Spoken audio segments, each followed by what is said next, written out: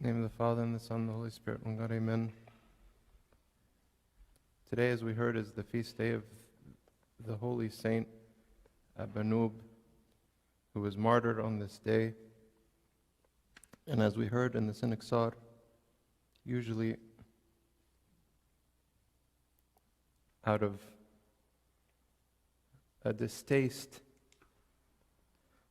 for the tortures that the martyrs endured, sometimes I skip the details as I'm reading,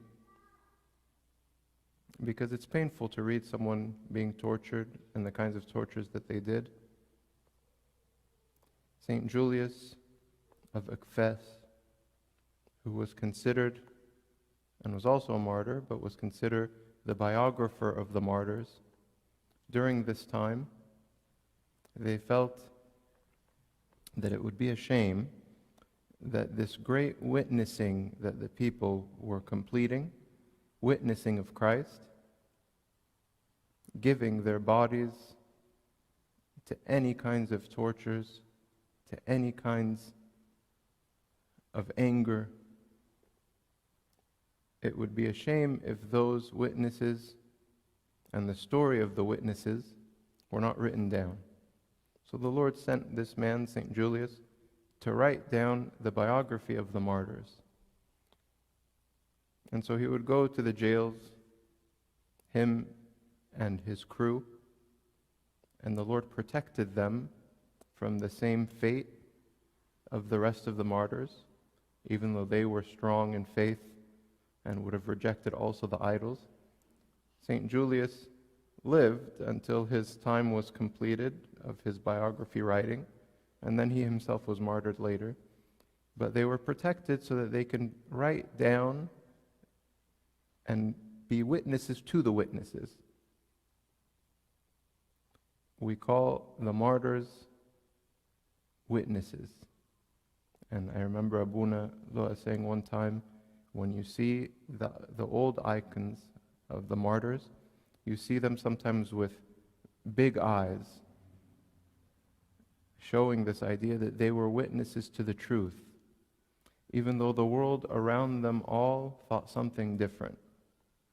And even though everyone around them was worshiping idols and saw that this was good, the few Christians that lived in these places were witnesses to the truth. And so when I read today the Synaxar for the Saint Abraam, we read all of the tortures so that we can be reminded of the cruelty and the anger of those that wish to see these witnesses suffer. If we wrote down in a newspaper article the story of Saint Abraam in modern times, the whole world would be shaken and say, how could this be? How could this possibly happen to a 12-year-old young boy?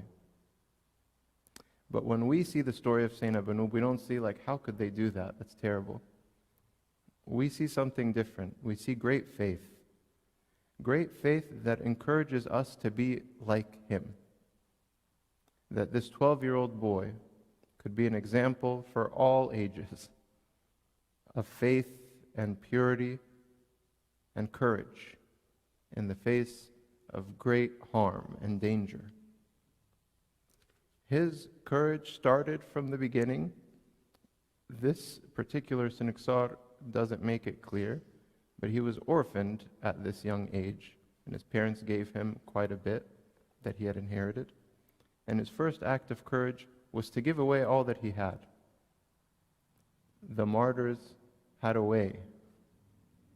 The first thing before they gave themselves up for the sake of Christ, where they went into their places, got all of their stuff, and gave all of their stuff away, so that even for them there was no turning back. So if they went in front of the governor and became afraid, became worried, torture, as we know, is now illegal completely, even in times of war. and especially in regular society, because people under torture will sometimes even say mistruths. They'll lie or incriminate themselves or say that they did something wrong when they didn't, just so that the tortures would stop. Torture is a serious thing. It's not, we read these stories and we say, okay, good, he went through this and this and this, and he came out okay, and he still gave up his life for Christ. But we must remember that torture is extreme, and people will do whatever it takes to stop it. But these great saints, these men and women, these martyrs, who, like the gospel says, were invested in the faith, gave up their whole body and their whole soul, and before that, gave up their things, so that there was no turning back. If they went in front of the governor, and the governor started torture and they couldn't deal with it anymore, they would go back to nothing. They gave everything away. No homes, no clothes, no money, no food. Saint Abanub also did this. He gave all of his stuff away and went in front of the governor with great courage. And the governor started in a way that would have been useful for most people. He tried to befriend him and say, hey, we can be close. You can be in my court. You can eat all the things that you have. You can do anything that you want. I'll give you money and gold and riches. And I'm sure Saint Abanub looked at him and said, I already gave that stuff away. I don't need anything. I only need Christ. And as I said, the tortures, which I'll not go over again, were extreme and cruel, and without any sort of moral or emotional dilemma. They just did whatever they could, to the point where the Lord healed him after every torture, because it was just cruel, too much for a 12-year-old young man. When we think of the courage of Saint Abanub, we don't look at him as a child that did something good. We look at him as a great saint that stood on the side of Christ against evil. Oftentimes, we as people living in a society where Christianity is okay and where we're not persecuted physically nearly as much as before, we say, how do we compare with the martyrs? What could we learn from their struggle? And could we see from their witness? Clearly, the main thing is that at the time, the worship of idols was the norm. The same propaganda that we hear now about things, they heard then about worshiping idols. They heard miracles, and they heard great successes, and they heard all the famous people that were living in their cities worshipped idols. This wasn't so obvious wrong. We then can compare it to our own lives now. As I said, the same propaganda that happens now happened then.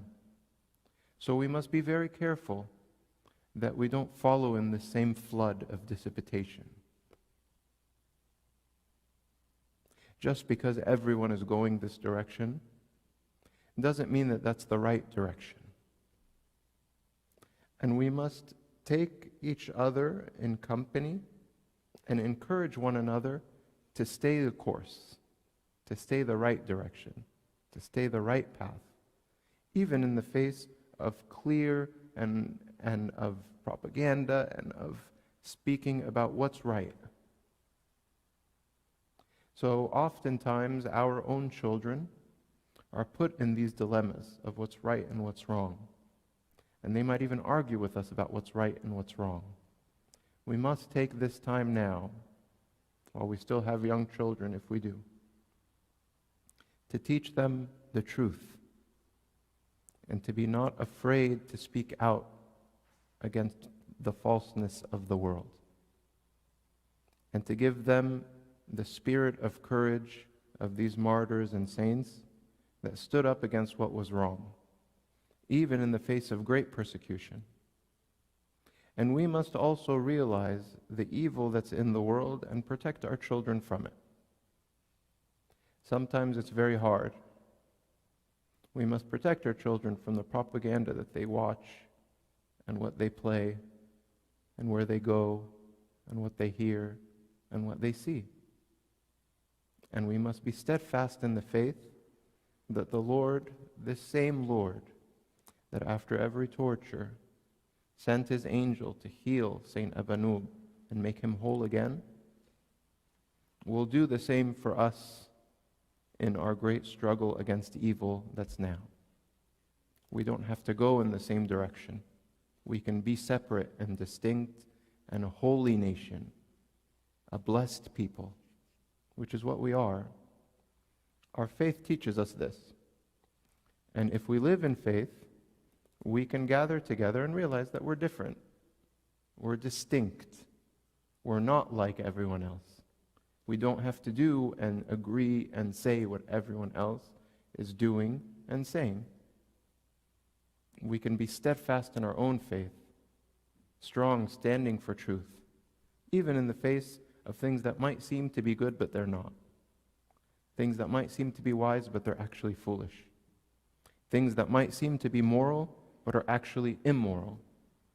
We must stand firm, and we must stand together.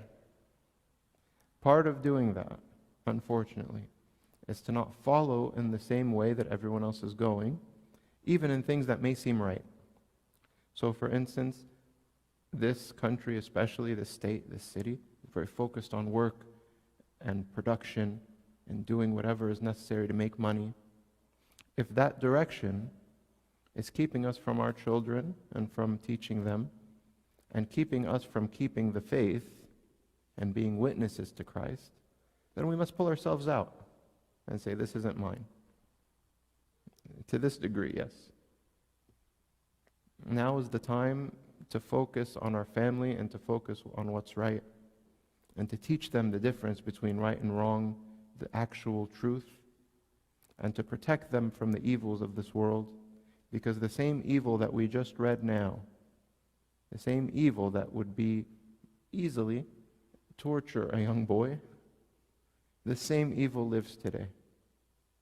It's just a more mysterious way, a less obvious way. Like I said in the beginning, if we said this story now, everybody would agree, like, this is bad, this is evil. But now there's new evils that people, wise people, people that know better, could look and say, nah, that's not evil. But we know that it is. And we know that it's bad. And we know that it's wrong. And we know that it's dangerous. We must protect ourselves and protect our children. Part of that also is through prayer in two ways. The first way is to show us what we should avoid and what we should be careful of, to give us the wisdom to know the difference between right and wrong, to give us the knowledge to know when we're looking at danger in the face. And the other way is prayer so that the Lord protect us from these evils. When we do prayer correctly and often and focused, we don't fear. We don't walk around afraid. We walk around with great courage.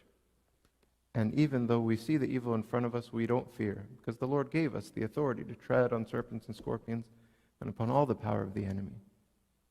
And so once we acknowledge that we can fight against this, we live our lives fighting the good fight, as St. Paul said.